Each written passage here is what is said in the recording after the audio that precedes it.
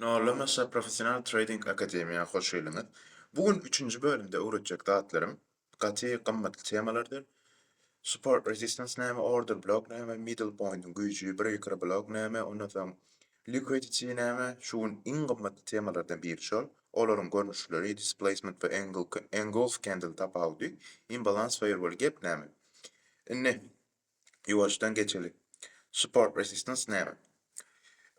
Aslında bu zatları support resistance gysgaça aýdan öňüm aýdşmaly swing high bilen low. Ýöne tradingde her zadyň öz aýry ugry we öz aýry aýdylyş görnüşi bar. Ýagny käbir ýerlerde buna buy side liquidity diýilýär, käbir ýerlerde swing high diýilýär, käbir ýerlerde näme şu support resistance diýilýär. Her türlü görnüşde ulanylýan üçin her türlü adam bar. Şoň üçin gysgaça aýdanda support resistance şeýle swing high nokodymy resistance aşağıda bilen nokodymy da support diýilýär. İnglisçe ýazylan resistance ýagny türkçe ulanylany direnç, ýagny bir analiz edeňizde bir zat edeňizde şonu esasen türkçe görkezseň zat gowy düşünilýär. Direnmek manysyna öýde türkmençe aýdanda. Aşağı support bölümine ýagny swing low bölümine support türkmençe uruny gollaw diýmek ýöne analiz edeňizde şonu destek diýip belleseňiz kän düşünje adamlar şondan şeýle öwretsem as bolar. Aşağı bölügi support destek, ýokarky bölügi resistance direnç diýilýär. Şunu düşünýän bolsak bolýar, birinji temany aýraly. Order block näme? Esas temalardan biri. Şonuň üçin köp wagt aýyrmaly bolýar. Ine görüşiňiz ýaly şu taýda 2 sany order block modeli çyzdım. Ine şu taýda näme düşünürjek bolýan, näme öwrenjek bolýan. Görüşiňiz ýaly şu taýda bir order block görnüşimiz bar. Ýalňyş order block diýipdi. Şu taýda men size näme diýipdim? Engulfing candle. Bir order block hasap bolup bilmesi üçin şu taýda ýaly bolmaly. Yani şu dogry order block diýilýän order block aslında ýazylanyny şeýle ýazylýandyr. Şu taýda ýaly. Ýöne gysgaça aýdanda OB diýýärsiz. Şeýle belleseň daha gowy. Indi şu taýda ýalňyş order block näme? Görüşiňiz ýaly bir candle bar. Engulf candle mi? Däl. Engulf candle bolmasy üçin näme diýipdim? Şu bölük şunun bar ýerini öz içine almaly. Ýagny şunun iňesine çenli öz içine almaly. Ýagny öz içine almaly ýani şondan has uly bolmaly iňesinden. Tapawdy ýok. 1 cm uzyn bolsun, 10 cm uzyn bolsun, neçe uzyn bolsa bolkesin ýöne şunun şu taýdaky iňesinden has uzyn bolmaly. Ýagny imini şemi geçdigi engulfing candle hasap bolanyk. Şol şemiň üstündäki iňäne geçse engulf hasap boly. Ana şu taýdaky meselem ýaly. Dogry order blockdy görüşiňiz ýaly iňesinden has ýokardy. Indi order block göreňizde, ýagny şu order blockdyr. Bir kiçirek şem görseňiz, ýagny garasyndan şemden has kiçi şem görseňiz, gysgaça aýdanda order block näme? Aşağı tarapdan gidip duran bir trend bar diýil. We trend gidip durka, soňky bir şem döretýär. O şemem şeýle kiçirek bir şem. Ondan şoda diýilende break of structure edenok, MSS edenok, change of character edenok, hiçsa edenok. Ýöne bir kiçi şem döretýär ýa-da imine kiçemde bir şem döretýär. Şu uzyn bolsun kiçi bolsun tapawdy ýok. Ondan şoňa tersine bir şem döretýär. Ýagny şu taýda aşağı tarapdan trend bar diýipdimi? Aşağı tarapdan. Şol ondan ýokary tarapdan bir uzyn şem döretýär. Ýagny öz döreden şeminden has uzyn şem. Ana edil şu taýda ýaly. Şoň iňesini hem ýapyp alýar. Görüşiňiz ýaly. Şu taýda iňesi bar. Şu iňesini hem ýapyp alýar. Bir engulfing candle döretýär. Ana şonu şu biziň üçin order block hasap bolýar. Dogry order block. Indi order block görenseň näme etýär? Şonuň swing high nokodyny, ýagny ýokary tarapdan nokodyny, ondan swing low nokodyny bellep alýar. Indi belläpsem biziň şu marketden garaşyklydymyz, ýagny gold bolar, näme bitcoin bolar, issenik bir partiden garaşyklydymyz. Şu order block'un täzeden retest etmedi, ýagny dolanmasy. Ana şem bilen dolanýar ýa-da ana şu dolanan soň şu OrderBlock hazap bolýar. Oda nädip hazap bolýar? OrderBlock hakykatdan OrderBlock hökmünde işlemesi üçin middle point ulanýar. Men size näme dipdim? Firewall'a gap bolup bilmesi üçin middle point'tan aşağı geçmeli.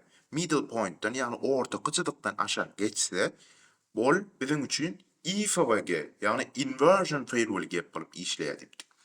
Ene şu taýda 3 temany birden düşünjek. OrderBlock näme? Middle point'un güýji, BreakerBlock näme? Görüşüňizde bir OrderBlock bar. Häzir trendin eýleki tarapyna görä de çyzyp görkezýär. Şu hat long taraplayın ýagny uptrend düşünýär, bullish taraplayın. Ene görüşüňizde şu taýda gelýär täzeden dolanýar şu şem bilen. Dogry dämi? Middle point'imiz çizýär. OrderBlock bellen taň şuraya bir kutucuk belleýär. Onuň order middle point bölügini görýär. Indi biziň üçin gerekli da şu taýda näme? Şu OrderBlock'y işläp bilmesi üçin şu middle point'una geçmeli. Geçen ýagdaýyny BreakerBlock bolýar. Onam düşünürjek.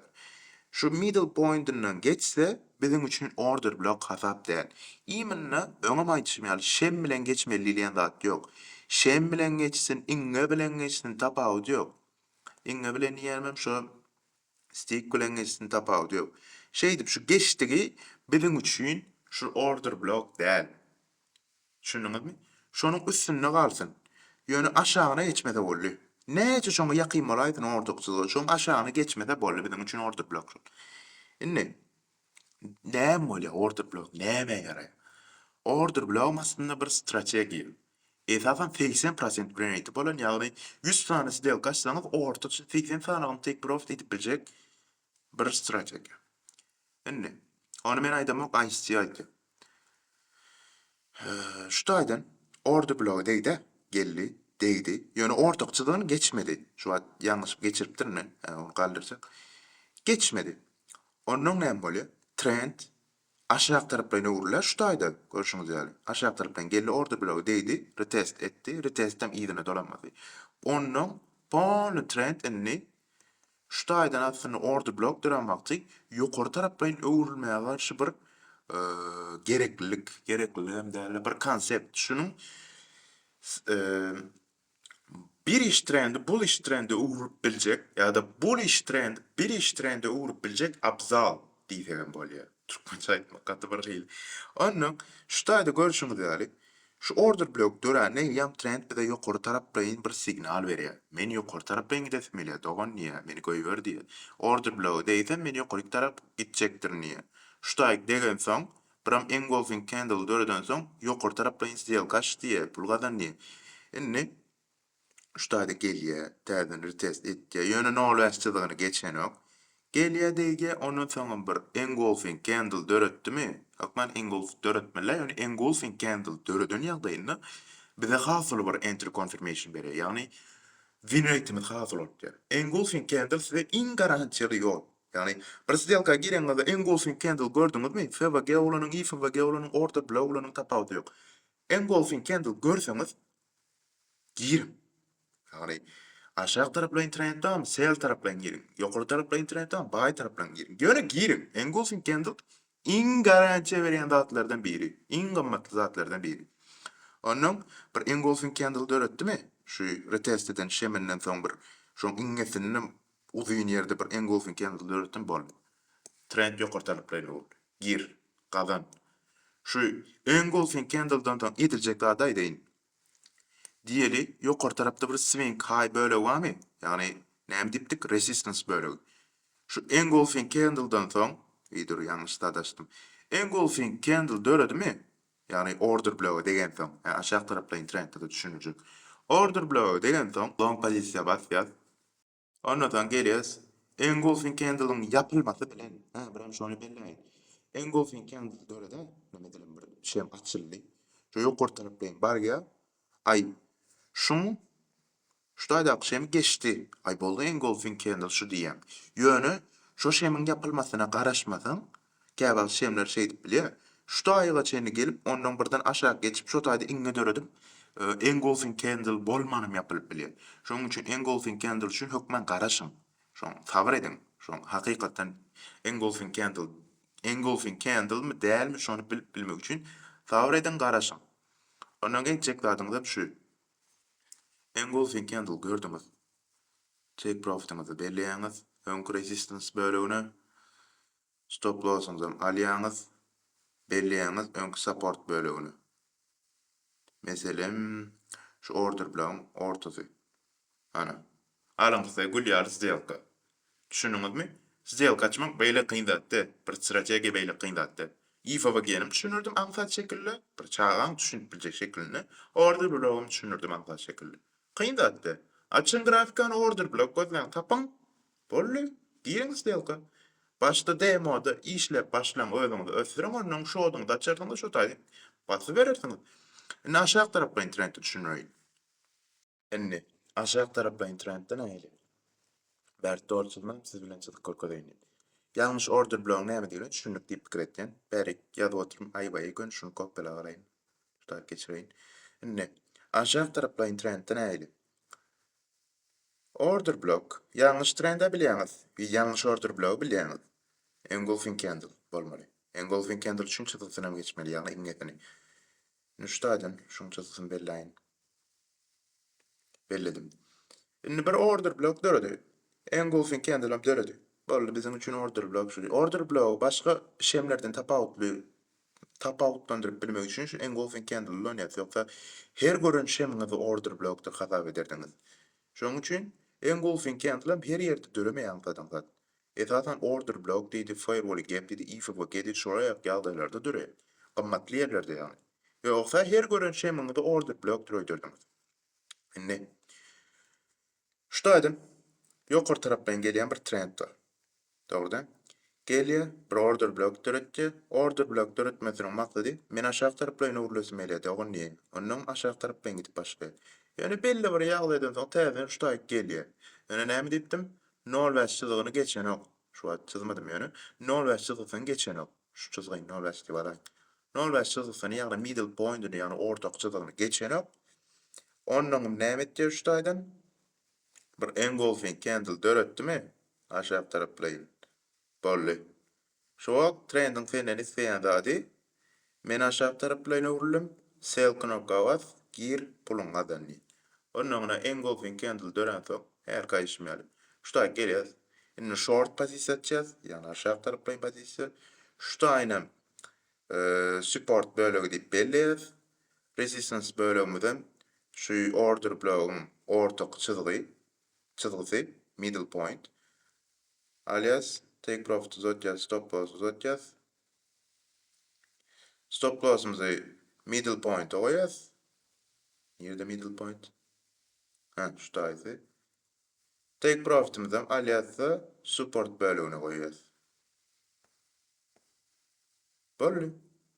Beýdip diýip kaçmak signaly bolly. Beýdip trade etmek zat, beýdip gözüňizde ularyp ýalar, men şoňa haýran.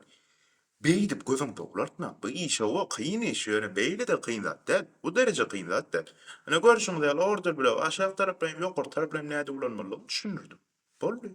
Şuraya jaň tatsada adamlara näme üçin beýle kyn düşünýärler? Ýa-da adamlaryň kellesine näme üçin alanok men haýran. Eger düşünmedikleriniz bolsa gelin Telegram'a sonra tepsili ýa-da başga şekilde görünüşde düşünüreyim. Beýle kyn zat däl. Bir gutu döreýär. Düşünmeýänler üçin bir gysga düşünüreyim. Eger düşünen bolsaňyz bir iki minut geçäň. Bir gutu döreýär. Şu gutudan soň ýene bir uzun gutu döreýär. Onu da has beýnöne iňetine bolýar. Onuň şu gutyň ýokarsyna aşagyna belleýär. Biram ortak çyzygyna belleýär. Şu ortak çyzygynyň geçmemesine garaşýan, ýagny täzeden dolanmasyna garaşýan ýöne şutaýdan şu ortak çyzygynyň geçmemesine garaşýan. Onuň täzeden dolanan şemden soň, ýagny gutudan soň uzun bir aşağı tarapdan ýa-da ýokary tarapdan şu trend tersine näýle bilen bolsa, bir gutu döremesine garaşýan. Bolly. Indi bir çağa düşünýän ýalam düşünürdim däle.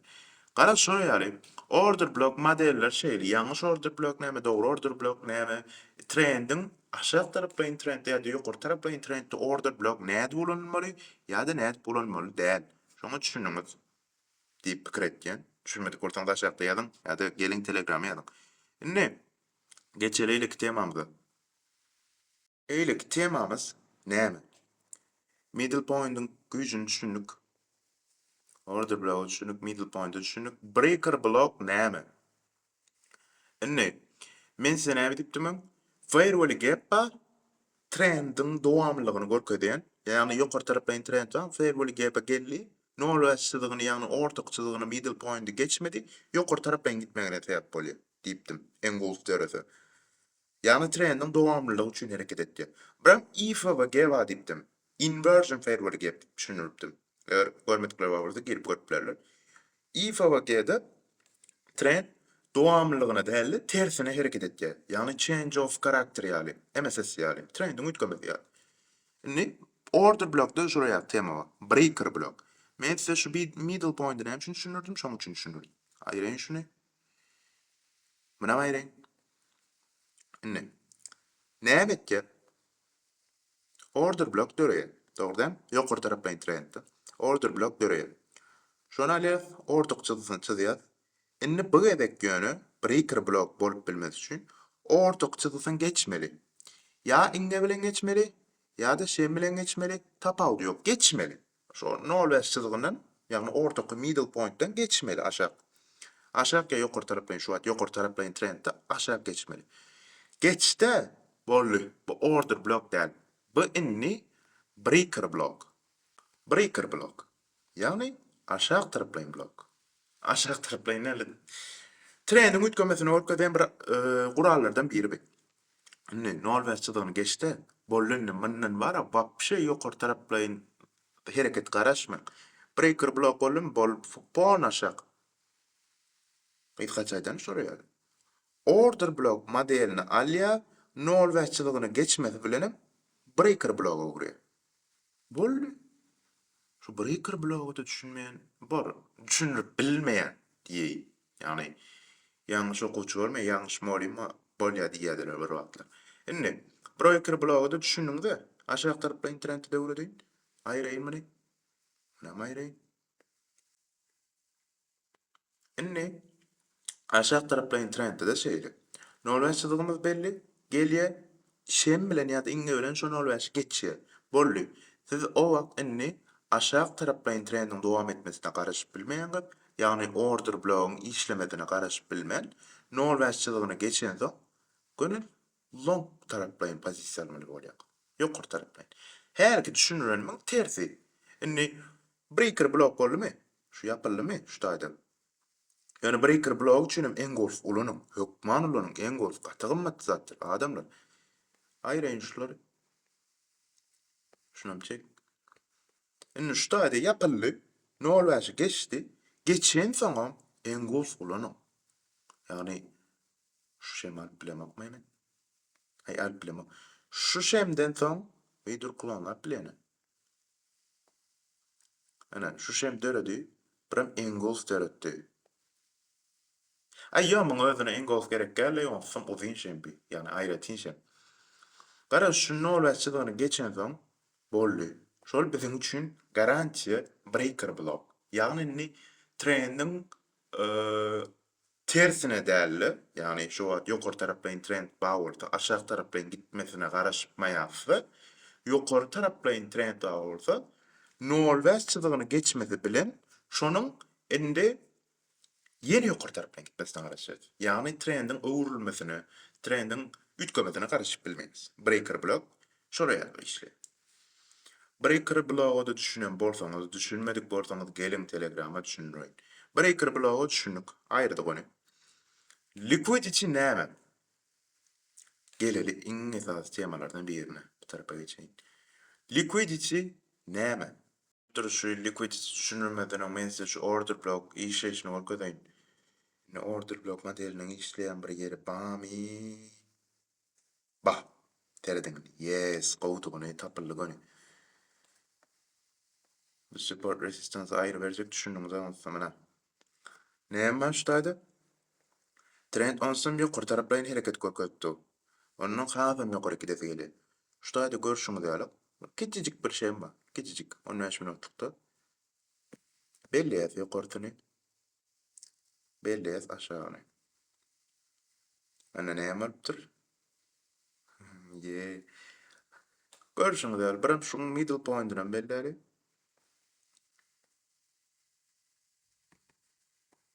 Gäwet OrderBlock'da gatykany teslim edip bili. Ana görüşüňiz ýaly. OrderBlock dörepdir. OB onuň galypdyr trend ýokary taraplayın. Gelipdir. Herki meselem ýaly retest edipdir. Galypdyr. Ýene retest edipdir. Bu ýöne görüşüňiz ýaly seredin.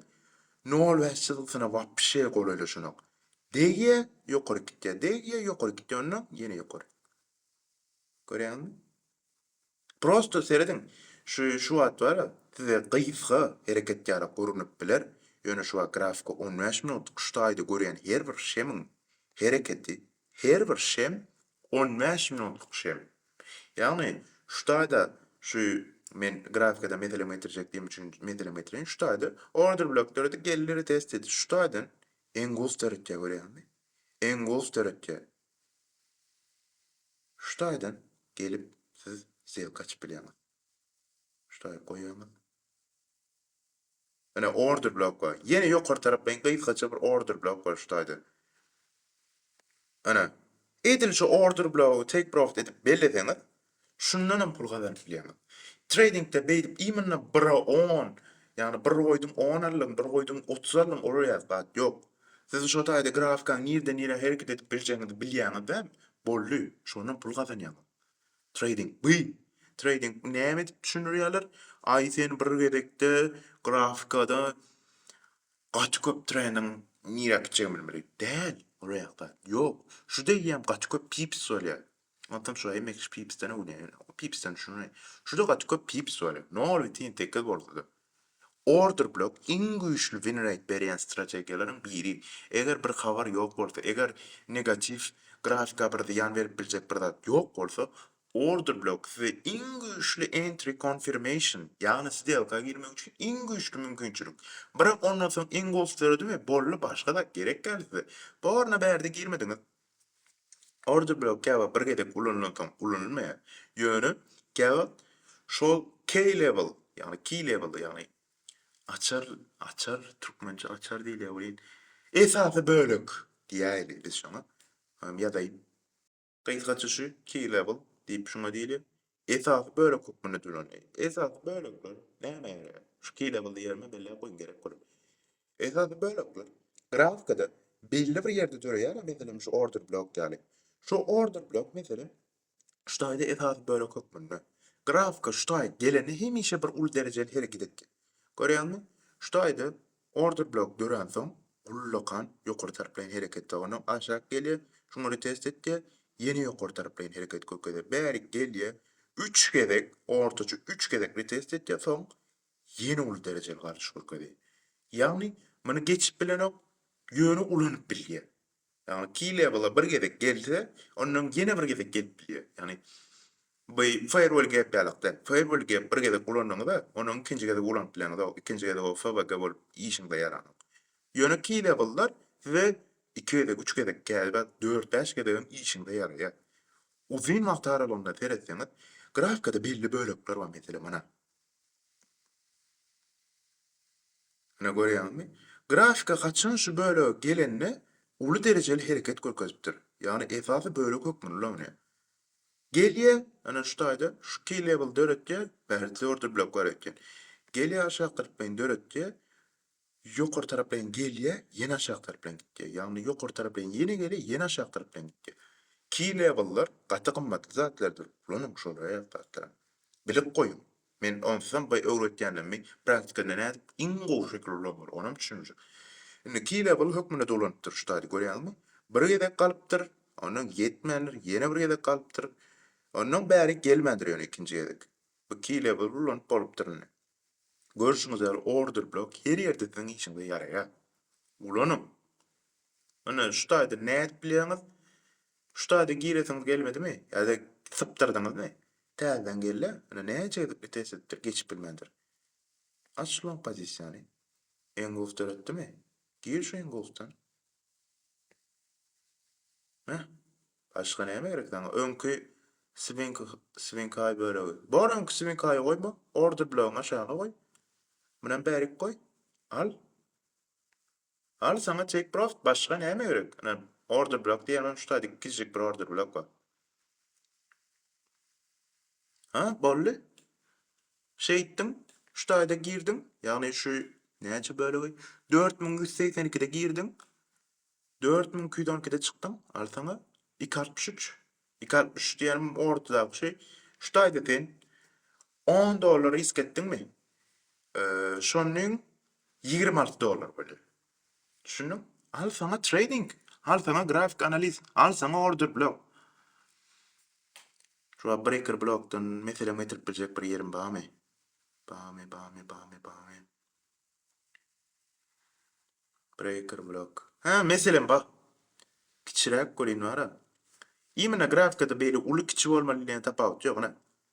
Görüşüňiz ýaly näme bar şuýda? Belýäs OrderBlock. Kiçik. Muna belýäs. Aşağı. Belledik. Ortakçydygyň belle oturjakken sen bellerik du ýekeçi şemde şek ýalak şem bilen gelipdir. Şu şem bilen ýarypdyr şonu. Gelýär. Ýokary tarapdan hereket görkezýär. Ondan bir ýerde OrderBlock gördüm. Hemişe şu taýda imbalans bolýar. Imbalansyny düşünýär. Ondan näme etdi? Ýene aşağı tarapdan gitdi. Ýöne gidende bakaýdyk. Göni nol mäsçidiги ol bil wapşe gylykkyle. Göni ýary aşağı tarapdan. Al sana BreakerBlock. Bärde en gowy öğretmendir. Ýöne ana görýän bärinem key level bulan tam bolýar. OrderBlocklar key level ekminde ulanyk. Key level'ym düşünürdim esasy bölük diýip. Geçte biram bar şuraya da BreakerBlock'ta en gowy hökman däl. BreakerBlock üçin en gowy gerekkä.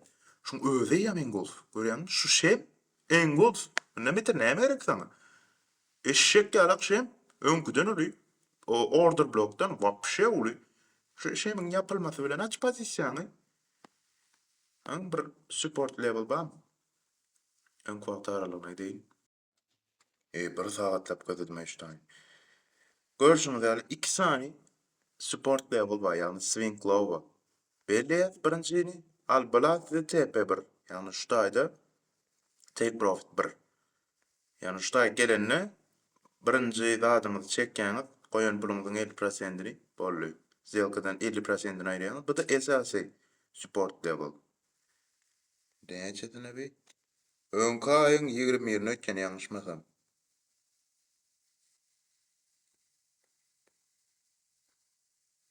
Ýok, ondan öňki aýyň 20-ni. Indi şu kalendar hiç zat ýazmaşan şondan gaýra etdiň öňki aýyň näçesi haýta ýazmaşan. Indi görýäňiz. Stopumyz nerede goýup biles şuýda? Stopumyz nerede goýup biles? Şu BreakerBlock etýär. Şoň üstüne goýup biles. Ýa-da biraz garantiýa almak üçin şuýda çekdek bolýar tapawut ýok. Stop nerede gitdi? Düzeldi. Şuýda çekdek bolýar garantiýa almak üçin. Ýöne men pikrimçe şu BreakerBlock'un dören ýeriniň üstüne goýduk. Ondan näme diýdim? Take profit 1 bäri. Birinji ýerde şuýda gelse goýanymyzyň 50%ni çekýäňiz, ýagny şu stelkada çykarýaňyz boldy. Onuň öňki ýeri nerede? Oýha aýrylmadyran soň şuýda öňki take profit 1 diýen ýerim şuýda eken. Bärzem TP2 diýen ýerim şu esasy swing low bölegi diýdimi? Ana şol. Ana 1'e 3. Şuýda $10 goýamalysyňyz $30 30 cent kadar ýadyňyz. Şeylan tapat. BreakerBlock bilen bana şeylan tat. OrderBlock bilen bana şeylan tat. Prosto açyň demo tradingi. Ýagny açyň trading bir şeydi bolmany grafikada öňki wagtdaky, ana men şu wagt edip oturýarlar, backtest diýilýär şuňa. Şunu belläp goýun, backtest diýilýär. Şuraya further men size bilgeşeýine urutjak bolan trading bir grup bağışlaryňyz bir kanala goşulsaňyz şu taýda bir size bir analizini düşünürip oturýarka, görkezip oturýarka, şuraya düşünürýär. Şuraya further bilen düşünürýär. Meselem, öňki wagtyň iň ýokary ýeri diýenek swing high diýär ýa-da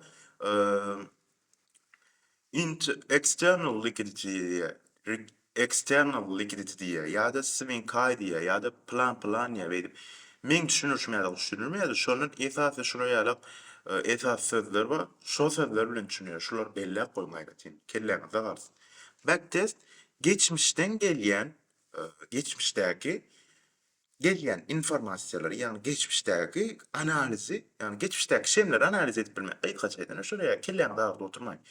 Geçmişden gelýän informasiýa bar, informasiýa diýen maglumatda şemleri bar. Şolary analiz edip bilmek. Şu taýda OrderBlock näde döräpdir? O BreakerBlock bolupdyrmy? BreakerBlock bolamary şu taýda nirden stelka girip bolardy?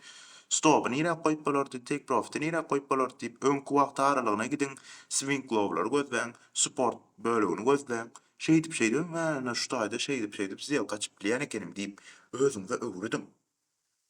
Ýoş diýip kaçmagy, ýoş analiz etmegi öwrenşersiňiz. Şonu grafikada meselem getirýän. Maňa da düşündiňiz, K-level'am düşünürdim, K-level tamam düşünýärem ara daý boly. Ine geçeli ahyry liquidity bölegi näme? Liquidity näme? Liquidity gaýtgaçaýdan bilen grafikada pul böleklerini görüp bilmek üçin ulanýan zatlardan biri. İki sany liquidity görünüşi bar. External liquidity bilen internal liquidity. Ine bularyň tapawutlary näme? Näme üçin bular iki aýry bölege bölünýär? Internal liquidity gaýtgaçaýdan kanalyň içindäki, ýani bir bölüň içindäki liquidity manysyny berýär. Ýani şu taýda firewall gap bar. Ine şu internal liquidity.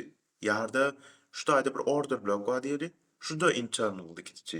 Ýani grafikanyň içindäki belli bir abzalyň, ýani abzalyň näme diýdim bolu. Grafikada Türkmençe düşünmek kıyne. Grafikada liquidity bölükleri var, swing high low. Ana şolar därli. Mesela firewall gap, OrderBlock, EFW şolar bölükleri internal liquidity, yani kanalın içindeki liquidity diýilýär. Onu ýadyp oturmaýyn, Türkmençe düşünýän ýadyp berin. Kanalın içindeki ýa-da bölüň içindeki liquidity diýip alsaňyz da bolýar, tapawut ýok. External liquidity näme? Swing high low. Şo girýär gön. Support resistance. Gaýtgaçaýdan swing high, swing low. Bura swing high low da şuraya ýapat we geçen biri sorapdyr. Dogry swing high low näde tapmaly? Şemleriň arasyndaky ýene 3 tane uzun şem bar, ýöne iň uzyny. Ýani 3 tane şem bolsa şeýle uzun, bir-birine ýakyn, ýöne şolaň iň uzyny. Şu iň uzynyň ýokursyny belleýär swing high diýip. İňelerde bolsa, biriniň iňesi eýleke ýakyn bolsa ýa-da ýene eýleki iňesi mandan uzyna, şu taýda uzyn şondan. Ýöne maň iňesi onuň iňesiniň hasy uzyn. Bol. Şoda swing high low şeýdi. İňe taraplaýdym, şem taraplaýdym şeýdi belli. Iň uzyny. Ýani üçsünün arasyndaky iň uzyn liquidity. Ýani swing high low şo şeýdi belli. Indi häle aýtdym. Swing high low external liquidity diýilýär. Ondan daşgary support resistance diýilýär. Ondan daşgary buy side ve sell side liquidity diýilýär. O näme? Onu düşünýär. Videonu editlap atýardym we şu 33 minut näçesinde men bir daha düşünürmediğimi gördüm. Liquidity näme düşünürdüm? Yani liquidity sweep näme? Onu düşünürmendirim. Şimdi hemme kişi hemme zat iň dogry şekilde düşünürjek diýip özüme söz berdim. Men şunu düşünüreyim, geçmeýin. Ene liquidity sweep näme? External liquidity, internal liquidity düşünürdüm. Häzir buy side, sell side düşünürýän. O nädir? Soňundan görürsiňiz. Soňundan näme şuň gün dowamyndan görýäňiz. Ine näme diýipdim? External liquidity, swing high ve swing low bolup geçýär. Ýani support resistance diýilýär. Internal liquidity näme diýipdim? Bir key level ýa-da kanalyň içindäki bir bölüň içindäki liquidity, EFW, OrderBlock şo girýär diýipdim. Ine liquidity sweep näme? Bir ýerde swing high ýa-da low dörýär, belli bir ýerlerde, uly ýerlerde uly kiçi tapawut ýok. Ana meselem şu taýda sweep, liquidity sweep şu. Ana görýäňiz bir bölek we bir swing high bölegi we we şo swing high bölegini şu şem bilen, şu ullakan şem bilen geçýär. Ana şoňa geçmesine liquidity sweep, ýani liquidity alınmasy diýilýär. Dilinde şeýle bedilýär. Leak sweep diýenlere magýt gaçaýdan, ana liquidity sweep şu. Ýeminde beýip ýokary taraplaýna her ýerde ana internal liquidity bolsun, ýani bir firewall gap barmy? Şonu EFW getdimi? Alsaňa liquidity sweep. Bir swing low barmy? Şonu geçdim aşağı taraplayın. Alsaňa liquidity sweep. hemme yerde ulanılıyor. Ve Liquidity Sweep en ol dereceli win rate beriyen konfirmasiyalardan biri. Konfirmasyon näme? Mesela bir stelka girecek bolýan. Aşağı tarapdan. Şutada bir liquidity böyle wa. Näme etdi allamy? Ha, ýokary tarapdan stelka giretin elýärmi? Bolly. Şutada Liquidity Sweep bolly. Geçti. Yani Liquidity Sweep etti. Yani şu liquid dören swing low'u täzeden gelip dolanýar. Ana görýän gyrada şem bilen täzeden gelip dolanýar. Ana şu dolanmasy bilen siz liquidity alny we täzeden şu taýda syny Liquidity Sweep göni şu taýda näme bolýar? Liquidity'ni alýar, dolanýar we ýokary tarapdan gitýär. Esas ulu dereceli hereketler, yani trend ütkömesi, ya da täze trendle başlangıcı, ya da IFB, oraya dağıtılır, ya da OrderBlock. Liquidity Sweep'ten soň döreye. Gymmatly zatlar, yani OrderBlock, IFB, şuraya dağıtılır. Liquidity Sweep'ten soň döreye, ya da ulu dereceli hareketler. Ana Liquidity Sweep etdi, gün ýokary tarapdan uçup gitdi. Görýäňizmi? Şora ýala gymmatly zat be. Men şundan öwretmegine typtapdym. Bilemok, indi buy side sell side'den dowam ediberim. Eger de Liquidity Sweep düşünmedik bolsaňyz, aşağıda kommentarda belläň indiki video düşünürüm. Az gowy şekilde. Yazıl şuraya ýaly buy side liquidity, sell side liquidity. Sell side liquidity satış taraplayın dönelen liquidity. Yani bir yerde swing low'lar alınmağa dowam etken bolsa şoňa sell side liquidity diýilýär. Esasen engol taraplayın ya da bir aşağı taraplayın bir confirmation okmunda da ulanıp bolýar. Edil confirmation diýmeýän ýöne şu wagtda trendin haýsy taraplayyn onu görkezýär. Sell side satış taraplayın, buy side alış taraplayın. Indi bir swing halaw üçin beýdip 3-4 tane döretmek gerekmi diýip soramaň, bular men döredemek. Buy side liquidity. Ana. Sell side liquidity. Ana. Muňa aýdyşym ýaly support resistance diýilýär. Tapa oluyor. Her temany beýdip 2 minutda düşünmek maňa da bir hylek gelýär bolýan. Men şeýledim. Indi external internal düşündiňiz, liquidity bölüklerini düşündiňiz, double point'u da düşündiňiz. Ondan da sonra ýene bir daha bady berde aýrylypdyr. BreakerBlock öwretdim. Displacement we engulf candle tapa oluyor. Mana çytyk görkezim. Displacement bir şeýmiň uzunlygyny aýdylýar. Diýip bilýärdim. Ana bir şemma, onun uzun şemma. Bu aslında engulfing candle. Engulf candle. Engulfing candle'ın näme diýip bilýärdi? Ýene bir gezek düşünürip oturmaýyn. Indi displacement näme bolýar? Görüşüňiz ýaly. Bir şemma, ýöne ondan soň yapylan ýerine ýene bir şemma, ondan soň ýene bir şemma, ondan soň ýene bir şemma. Şeýdip gitdi.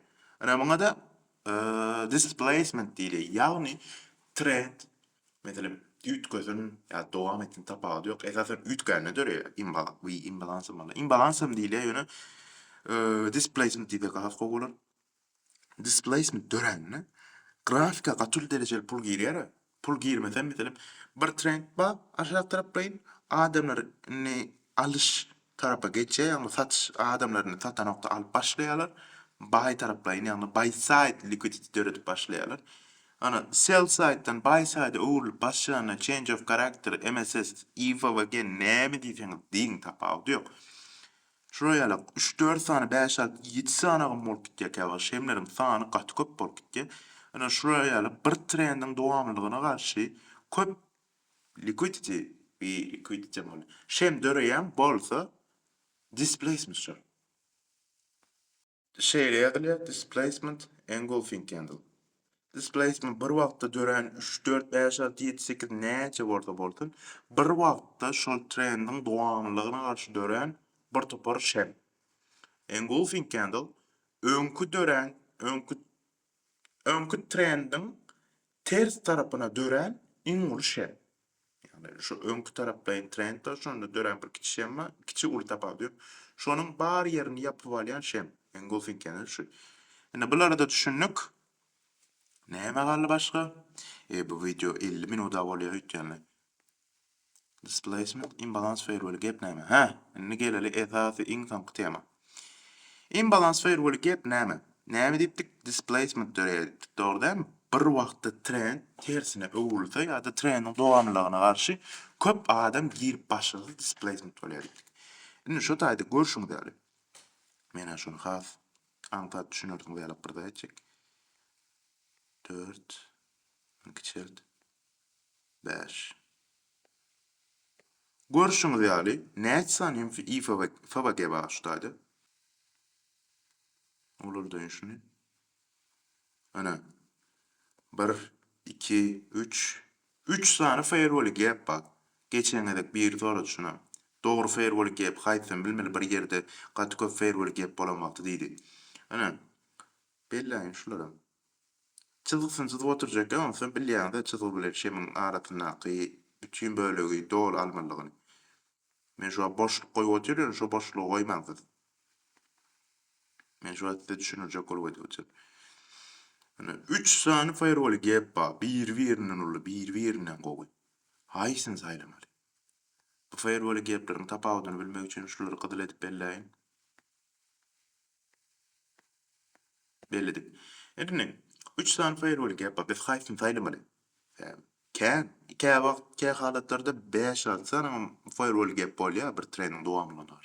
Indi şuraya ýalyk ýagdaý gözüňizde gelse, gözüňizde de başyňyza gelse trend grafikany açaňyz şuraya ýapyrda görseňiz, göni birinji firewall gap saýlamaly.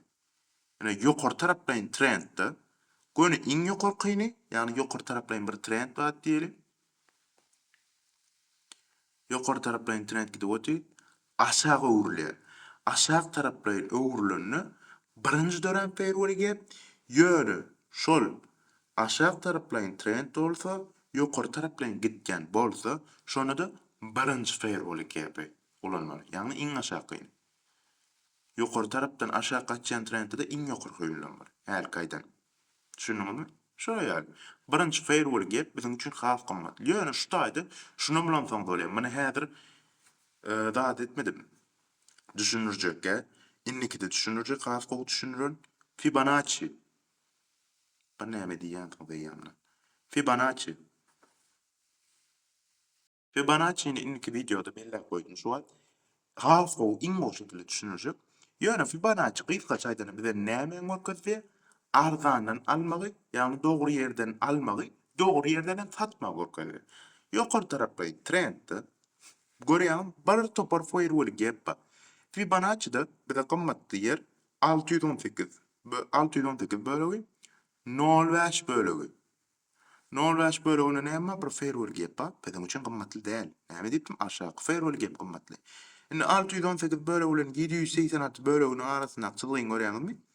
Şu çyzygydan aşağıda döreýär şu firewall gap.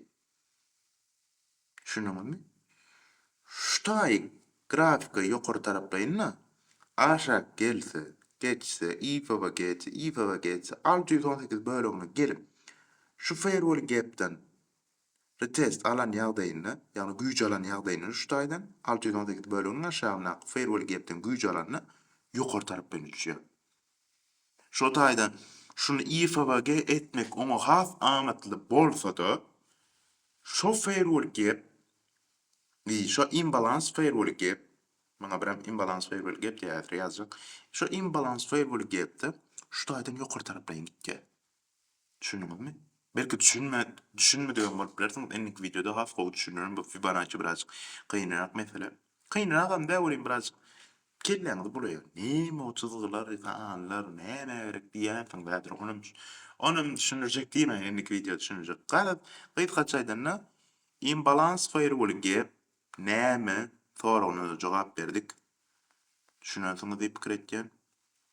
Düşünmedik bolsaňyz, gelin Telegram grupamda koşulun, men tapyň şo taýda legend diýip durandyr, ýagyň şonu maňa. Imbalans firewall gap näme? Oňa da düşündiňiz. IFBG diýip bellämen, ýalňyşam imbalans firewall gap diýip belläp. IFBG inversion firewall gap diýip bellälendir. Gaýrat gysgaça aýdanda imbalans firewall gap demişe birinji dören firewall gap şu trend nire tarap bolsa birinji dören firewall gap has gymmatly bolýar. Enne bugün köp teman düşünürdüm. Grafikam dolup gitti.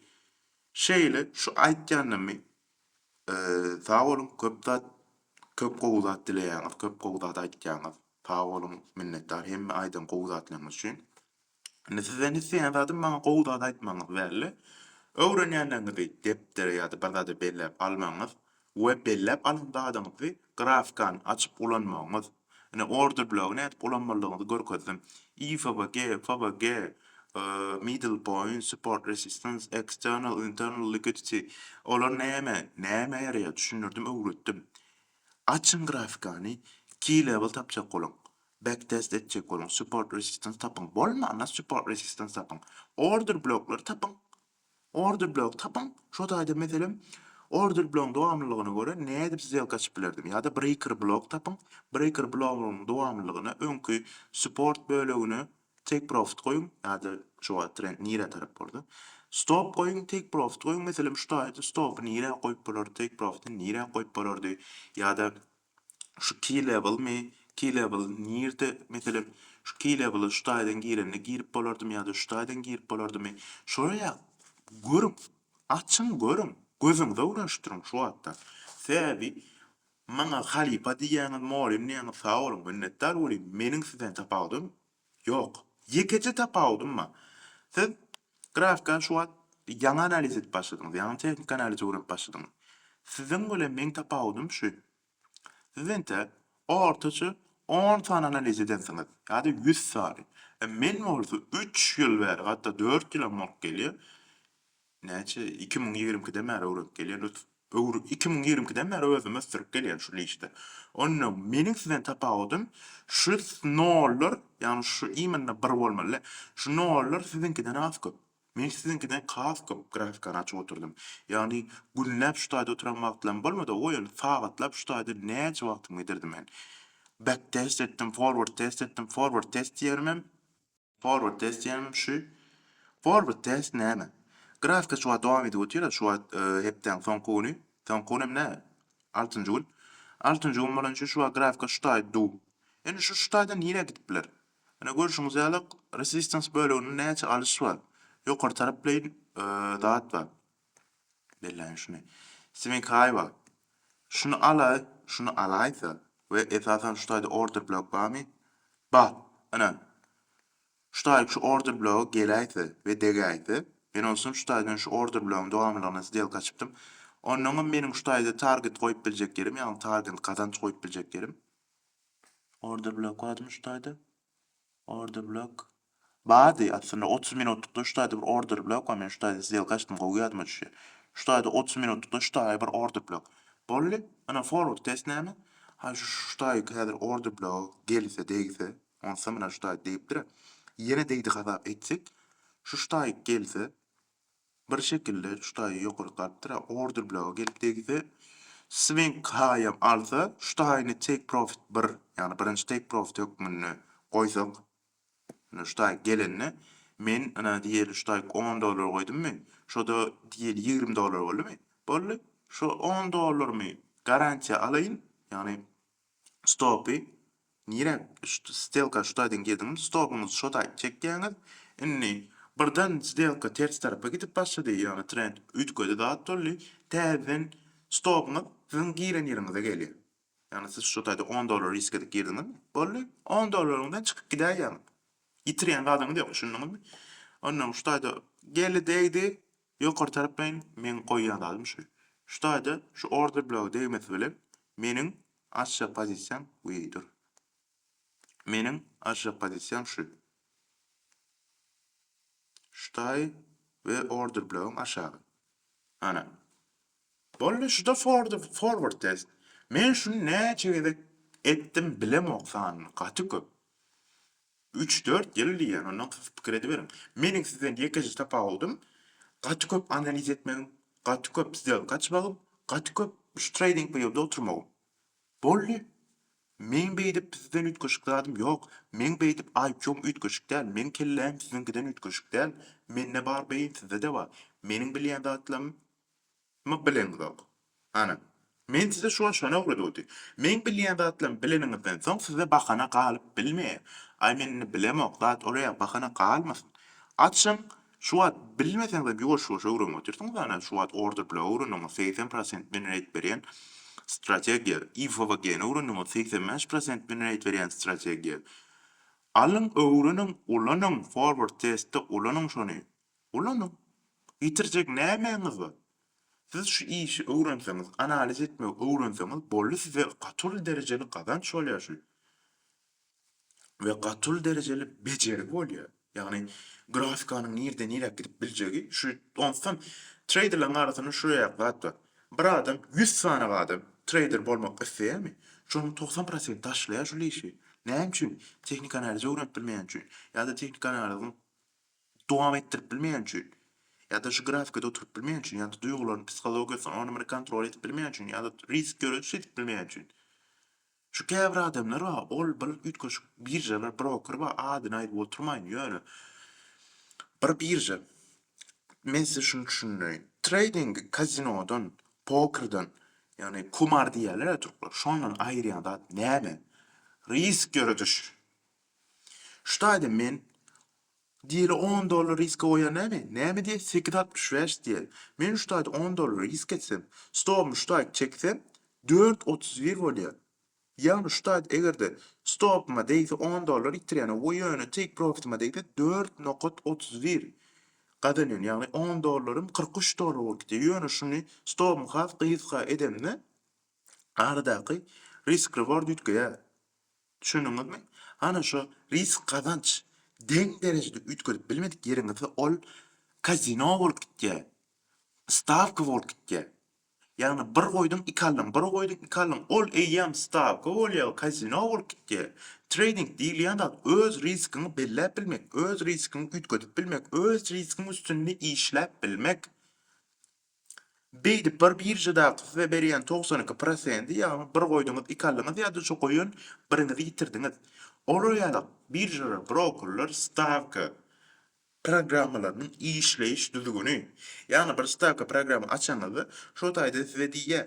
Sen şu taýdan eger stavkaň dogry çyksa ýa goýun $10 ýitirýän ýa-da goýun $10 2 galy ýa-da 3 galy. Ana şol stavka bolup gitdi. Öz riskini belläp bilmedik ýeriň stavka, kazino, kumar näme diýdiňiz diýin şo bolýar. Öz riskiniňizi belläp bilmedik ýeriňizde, öz сделка girip çykjak ýeriňizi belläp bilmedik ýeriňizde ol eýýäm stavka bolup gitdi. Düşünüň adamlar. Ýagny belli bir birjalardan aýny goýýaňyz ýokary tarapdan inip, şo ýokary tarapdan gidip başlaýar, ondan birden aşağı düşüp gitdi. Ol analiz bolýarmy? Janyňa dönen o analiz bolan ogul.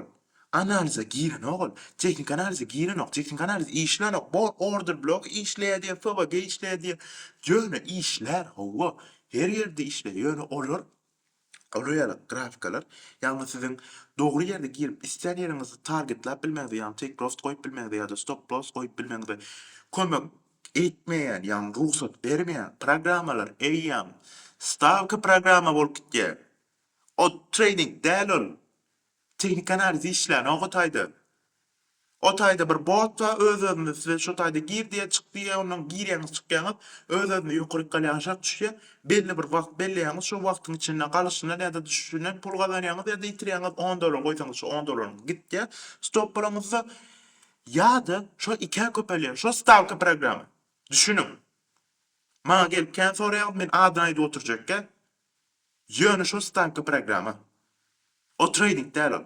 Forex trading, crypto trading, bitcoin trading. Şoň nereden nereye galyp biljeğini pikir edip bilmek we şoňa göre risk kazançyny belläp bilmek we şoňa göre isleýän ýerinde girip çykyp bilmek we şoňa göre stop loss we take profit goýup bilmek hana şol trading. Şondan başgary da ýagny isleýän ýerinde risk görüş edip bilmemek. Dogry ýere isleýän ýerine stop loss take profit goýup bilmemek o trading däl. Size müň diýýärsinler trading ol. Däl ol. Olar bu arada gülejekde meni öz-özüme düşman gadan oturman gerekke. Onsan siz kim barda aýtýanymy bilýäňiz, haýsy birji barda aýtýanymy bilýäňiz, haýsy broker barda aýtýanymy bilýäňiz. Boldy. Alym ulanyň şu informasiýalary gaýrat edin. Göreňiz üçin, özüňizi styryňyz üçin, öz beýniňizde işlediňiz üçin, beýniňizde täze informasiýalar salamak üçin tag bolun. Indiki videoda görüşýänçek, indiki videoda Fibonacci, kill zone, risk reward, yani risk kazanç,